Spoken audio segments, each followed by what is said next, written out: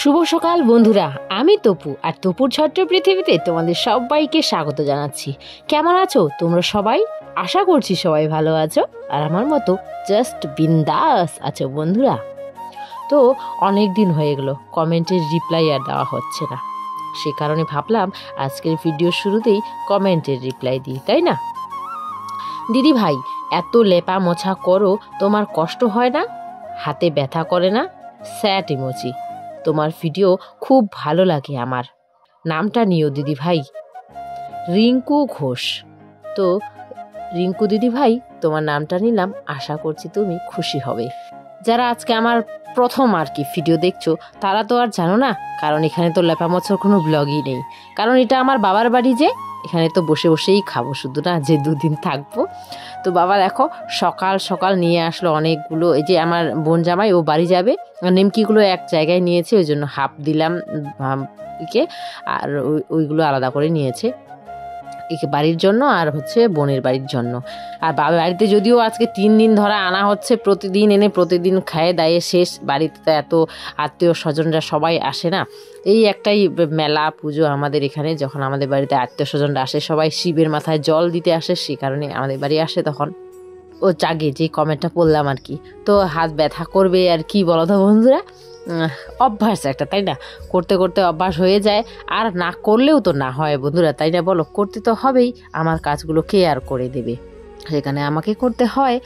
তো যাকে খাওয়া দাওয়া করে এখন দেখো রেডি হয়ে পড়লাম। এখন কিন্তু ভাত রান্না বান্না হয়ে গেছে, মা এক তরকারি ভাত করলো গতকালকের মাছগুলো দিয়ে, আর বাবা এদিকে মাংস এনে রেখে দিয়ে চলে গেল। বাবা দুপুরে আমরা মাংসটা রান্না করব। এখন আমরা যাচ্ছি ভাঙা মেলায় বন্ধুরা। প্রতি বছর এমনটা হয়, ভাঙা মেলার দিন আমাদের আশেপাশে আমরা সবাই, আশেপাশে গ্রামের সবাই আসে আর কি ভাঙা মেলায় কিছু না কিছু জিনিস কেনাকাটা করার জন্য। তো তোমাদের এই মিষ্টি মিষ্টি কমেন্টগুলো পড়তে আমার খুবই ভালো লাগে বন্ধুরা।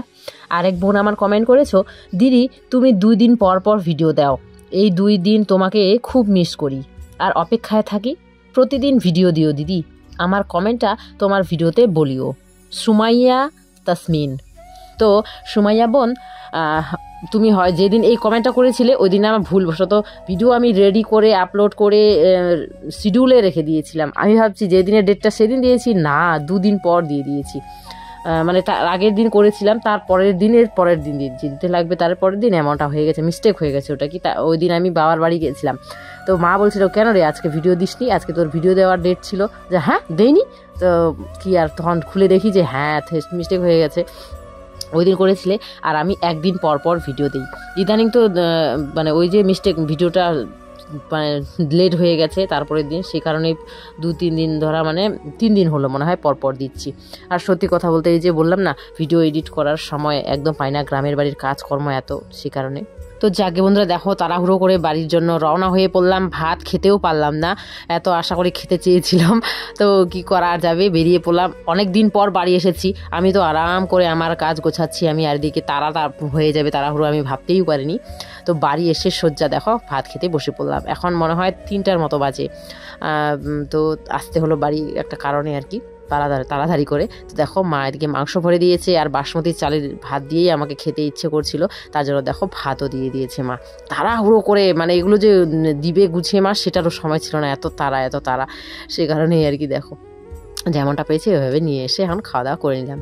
আর একটা কমেন্ট পড়া বাকি থেকে গেলো, ওটা নেক্সট ব্লগে পড়ে নেবো। তো যাকে বন্ধুরা, বাই বাই।